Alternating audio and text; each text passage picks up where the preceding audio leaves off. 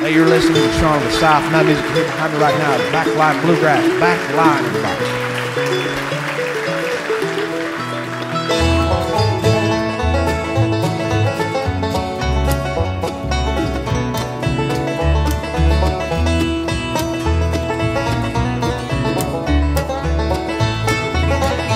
I've got dirt on my boots and sweat on my brow. Ought to bring a little food to your table. And I've done all I could do, but it's over now. And you claim I just wasn't able, but you don't know the fire inside of me. As the leaves fall dead to the ground, the sun reflects on them, they still shine. I may have fallen too, but I won't stay down. I will rise like the mountains in my time. 'Cause you don't know the fire inside of me.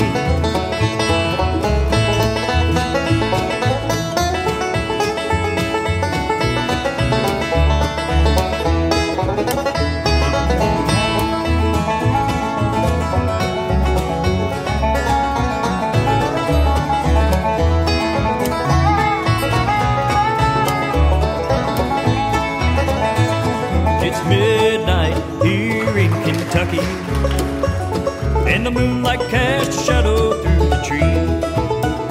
Though it's dark here at night, there's an ember shining bright, and it's there so it's quite clear to me that you don't know the fire inside of me. And I went back to the old place where we used to go. It's abandoned and the windows are boarded up. And I looked at the river with a smile on my face. I realized it's still beautiful without you. No, you don't know the fire inside of me. As the leaves fall dead to the ground, the sun reflects on them, they still shine. I may have fallen too, but I won't stay down. I will rise like the mountains in my time. You don't know the fire inside of me. You don't know the fire inside of me. And I may have fallen too, but I won't stay down. I will rise like the fire inside of me.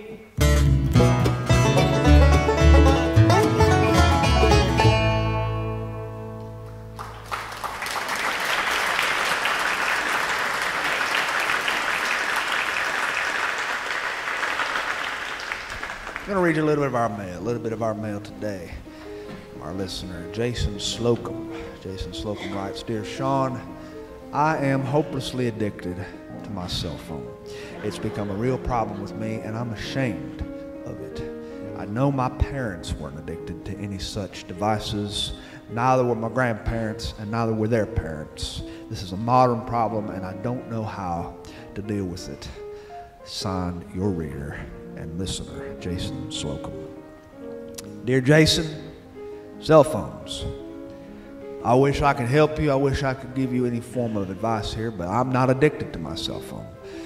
No, sir. I'm not addicted. I can quit anytime I choose, dadgummit. I can stop playing whenever I please. In fact, I'm putting it down right now. Just let me check my email first. No. Okay, I'm setting it down this time for real. Just let me look one thing up. Anyway, the thing is, I like smartphones. I really do. They're very helpful devices.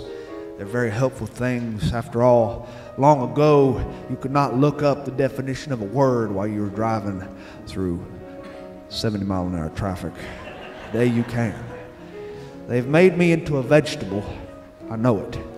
I used to be a boring idiot, but now I'm a boring idiot who just can't seem to make eye contact with his fellow human being because I've got the cell phone in my hand. My wife notices my minor problem.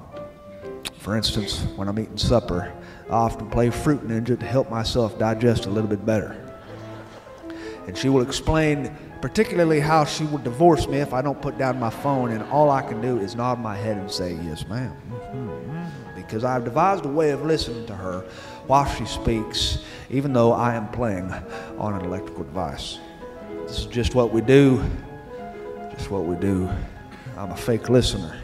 I've devised fake responses to make it sound like I've been listening really well. One such response would be, no, sweetie, those pants don't make your butt look big. Which is a foolproof response for fake listeners all around the world. But the problem is, Jason, my wife has no high horse to ride on because she is no iPhone saint either. Last night, my wife spent about 6 hours staring at her phone. That's almost an entire workday if you think about it. An entire workday's worth of Candy Crush.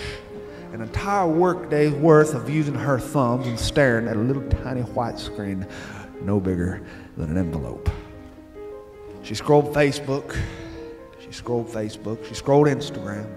She did all sorts of things that we all do with our cell phones. And she asked me things like, honey, do I look as old and wrinkled as my high school girlfriend that I graduated with? To which the only acceptable response is, no, honey, those jeans don't make your butt look big. Yes, I know smartphones, they've supposedly destroyed personal communication between people, and handicapped American teenagers, and paralyzed procreation amongst sea turtles. Blah, blah, blah, blah, blah, blah, blah. Horse hockey. I don't even want to remember what stoplights were before I had my iPhone. Much less what I did while I was driving a lawnmower at high speeds mowing my lawn. No, iPhones and cell phones and personal communication devices have taken over our world. They've made us into the race that we are. They've made our conversation shorter, and they've made our communication among our friends different, because now facts can be checked. No longer can a man tell stories like he used to that are blatantly false, because they can be fact-checked right on the spot. Men like my grandfather and my uncles and my father telling their outlandish stories could never survive in today's society. They would be called onto the carpet. There would be flags on the field after every sentence they say. Yes, it's changed the playing field. If you really want to tell a whopper of a story nowadays, you got to be creative. You got to be creative, and you got to go way outside the realm of the cell phone, which is almost impossible. We use our phones for everything. We use our phones for everything, from booking a room 10 months in advance for a vacation we're going to take to Spartanburg, South Carolina to visit our great Aunt Eula, to paying our bills. I use my cell phone so often, and I'm not making this up, that I developed sprained thumbs, Jason, sprained thumbs. I had to go to the doctor for it. The doctor said there's an official name for this pandemic sweeping the nation. And get ready for this. It is called sprained thumbs. No, I'm kidding. It's called de Quervain syndrome. It's the tendon in your forearm that leads to the thumb. And teenagers and people and housewives and godless redhead radio show hosts have been using their cell phones so much that they have developed this sprained thumb, de Quervain syndrome, and it hurts to move their thumbs. It's sweeping the nation, and the doctor recommends that I find other hobbies besides Netflix. He told me that I need to shut down my phone so my thumbs can rest. And so I looked the doc right in the eye and I said, Doc, please tell me that you don't mean I'm supposed to put this phone away for good, because I can't bear sitting at a red light without anything in my hands. And he said, no, son, listen to me. Those pants don't make your butt look big. And that's letters from our listeners. Let's have another tune from Backline. Backline, everybody.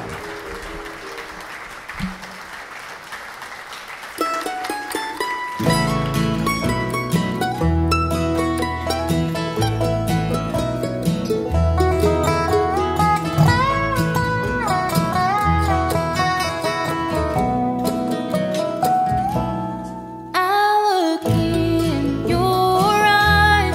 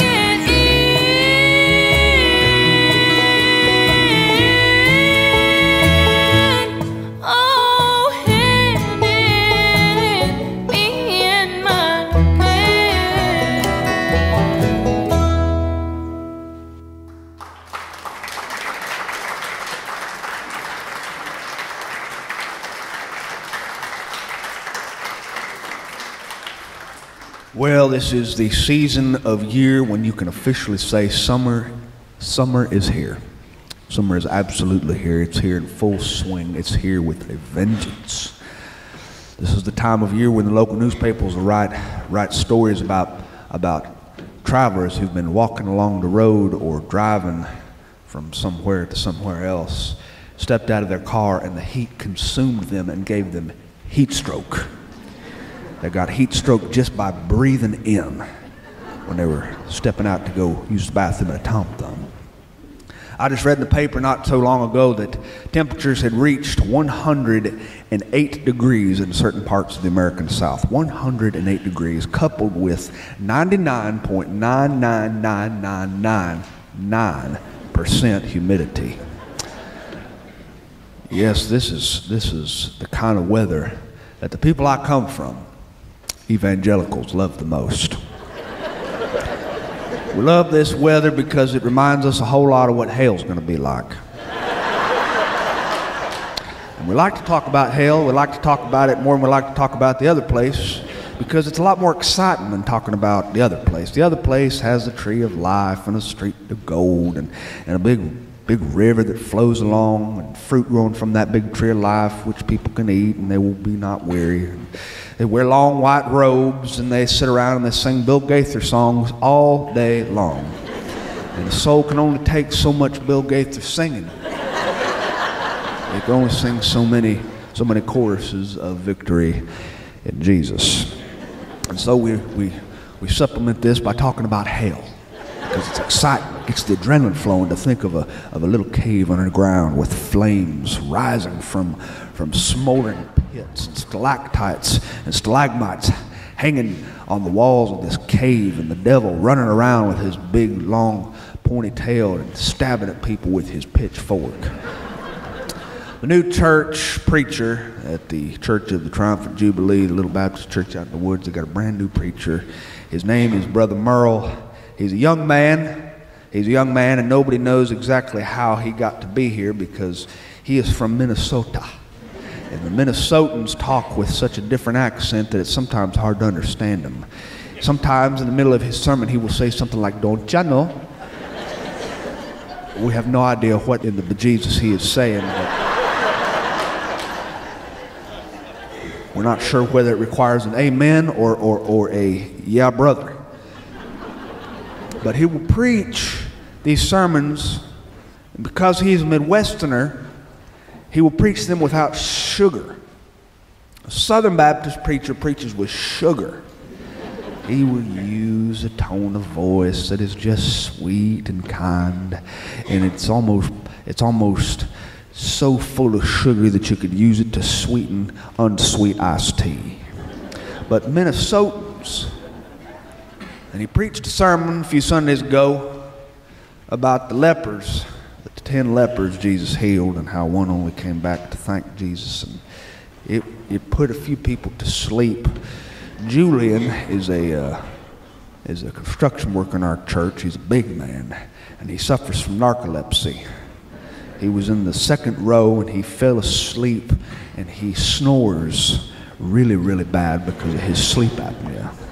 The snoring got to be so bad, the new preacher, Brother Merle, didn't know exactly what to do, and so he just stopped preaching altogether. This is a young and experienced preacher for you, because an advanced preacher would do what my preacher used to do in my childhood. He would walk up to the man in church who had dozed off with closed eyes, and he would look at him, and he would look at the audience, the congregation of God, and he would say, "Shh." And everybody in the congregation would get this giddy look on their face. And the pastor would get right down in front of that sleeping saint of God.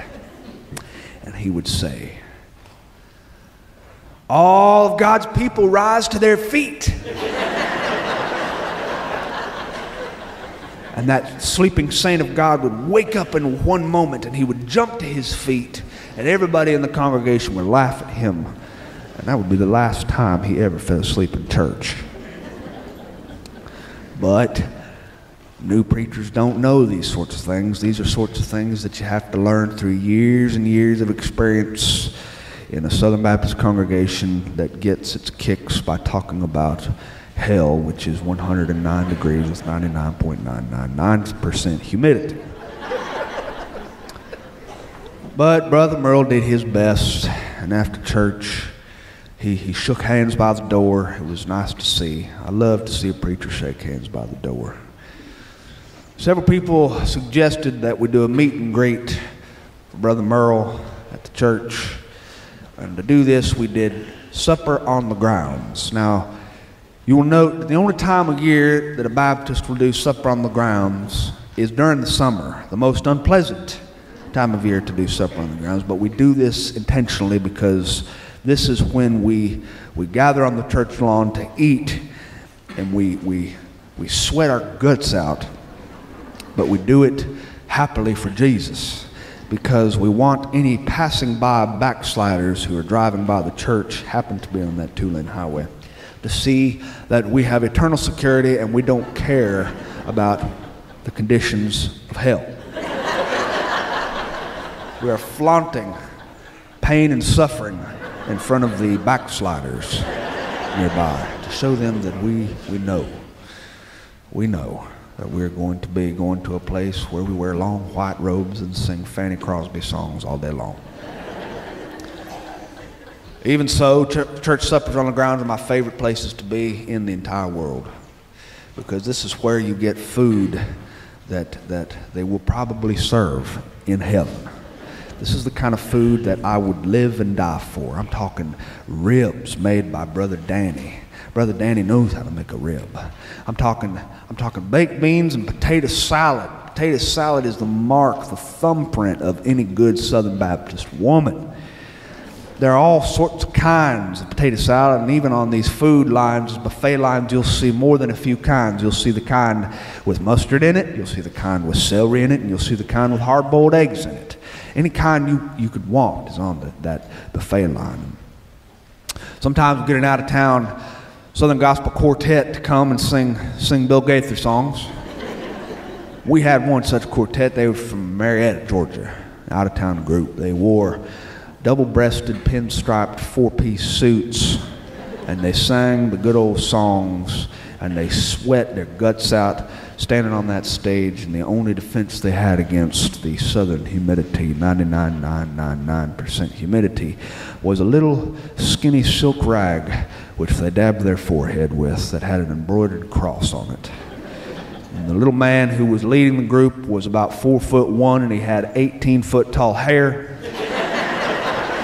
And every time he would hit one of those notes that required him to reach the stars, the note on the musical scale which was high enough to break plate-leaded glass, he would step forward and he would kneel on the stage and he would pump his right hand at the sky and he would grip the microphone in his left hand and he would sing it loud enough to make Southern Baptists stop eating and stand up and throw their napkins at him and say, "Tell it, boy, tell it, boy, tell it, boy," or "Amen," or "Yeah, brother."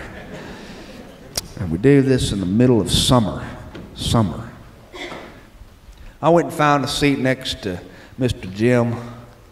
Mr. Jim was an older man. He's balding on top with silver strands of hair. He tries to comb over that little bald spot. Nobody has the heart to tell him that we knew he was bald in the 1970s. Mr. Jim is an antique man.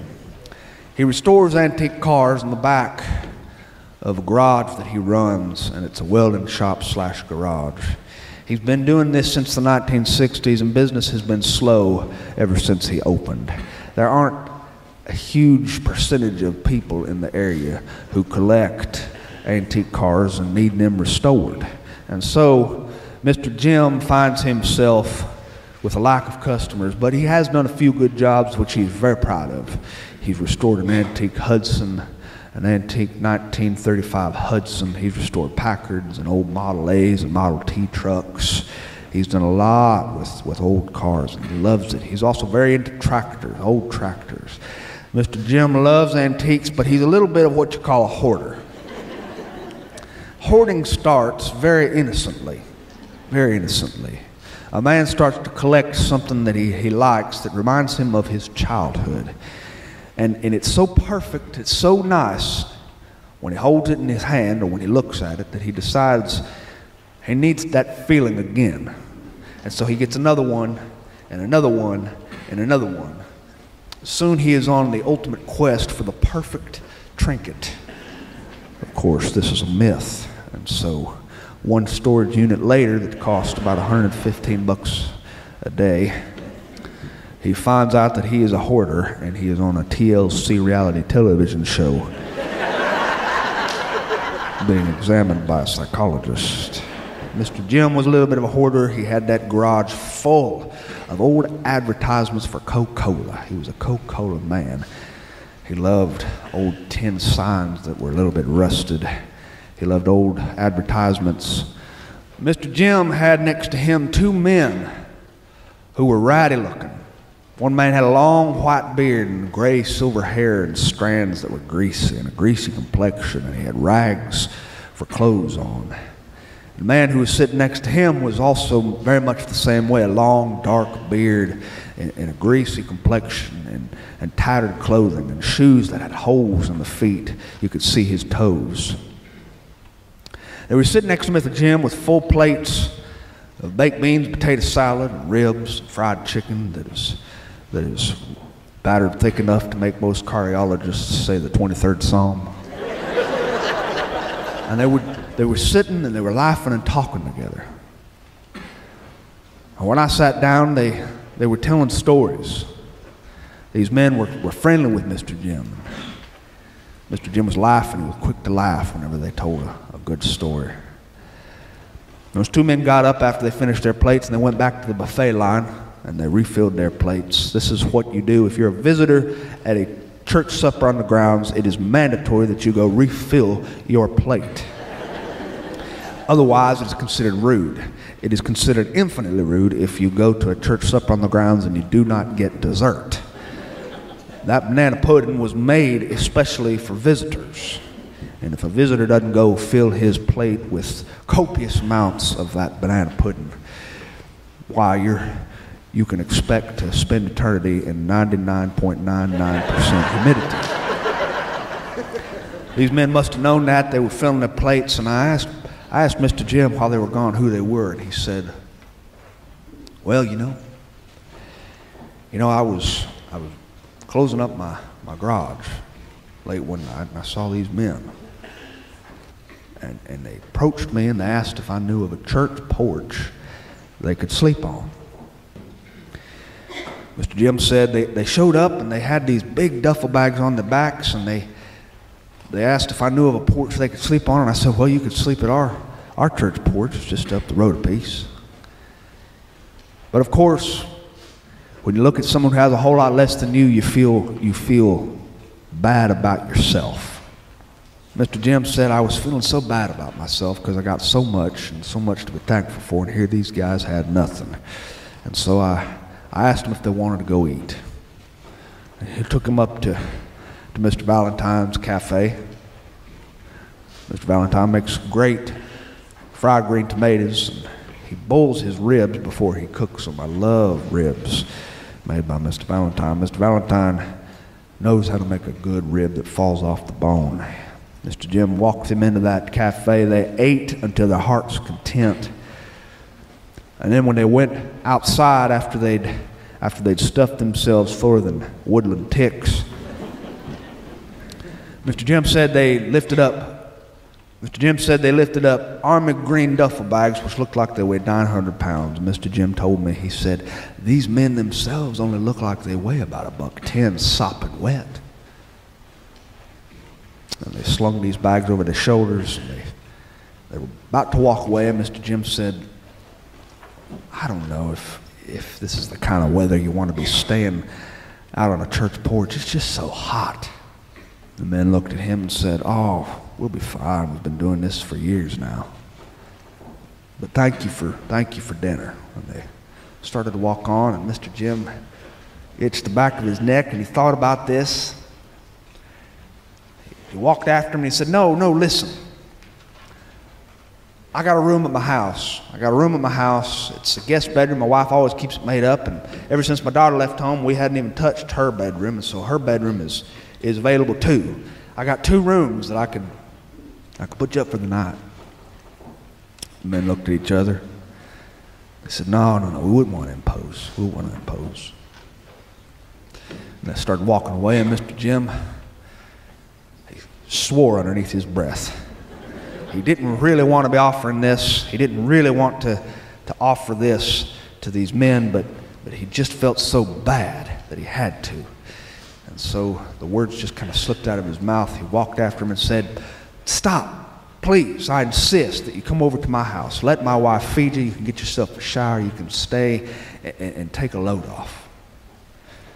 And so they stayed with him for a few days. And then Mr. Jim brought them to the church supper on the grounds, and here they were. They probably gained 18 pounds in the last few days. After church supper on the grounds, after the quartet was busy and they were wrapping mic cables around their arms, and after they were loading speakers into their van, they were about to be heading back to Marietta.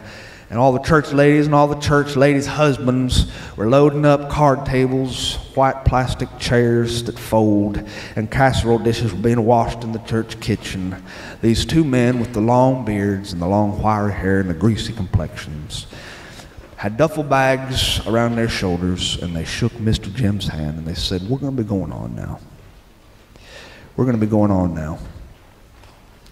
But we just wanted to tell you, thank you.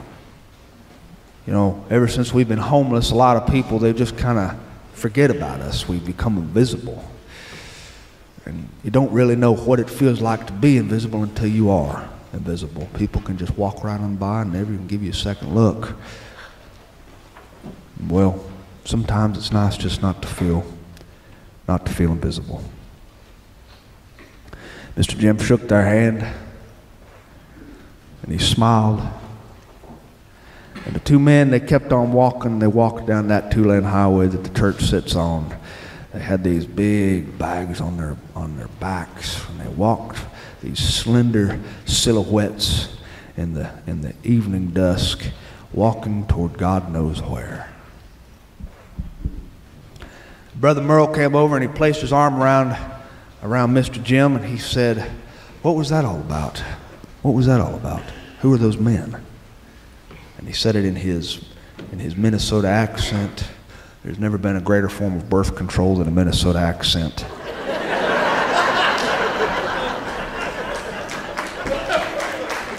Mr. Jim placed his arm around Brother Merle and he said, 10 lepers, Brother Merle. 10 lepers Jesus healed. And only one came back to say thank you. Only one. Gratitude goes a long, long way in this God-forsaken summer heat.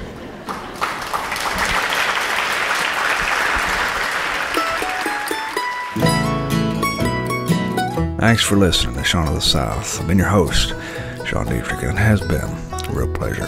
Hey, you just heard our 25th episode. 25 episodes we put out there, and 25 episodes you've listened to every Saturday. I just want to say thank you to every single listener who's tuned in to make this thing a success on iTunes. I also want to say thanks to John Crocker and Wally Darcy. That's the sound engineer and audio editing. The music here behind me is Jason Ballou, Zachary Carter, Lewis Hughes, Caitlin Gardy, and Travis Tucker with Backline Bluegrass. BacklineBluegrass.com to find out anything more about what they do or get their music on iTunes. She is one of the greatest vocalists you will ever hear this side of heaven. To find anything more about what I do, you can visit SeanoftheSouth.com. And while you're there, I hope you drop me a line because I love to hear from my friends. And friends, thank you for 25 episodes. And remember, you are unique, just like everyone else on this planet. Adios.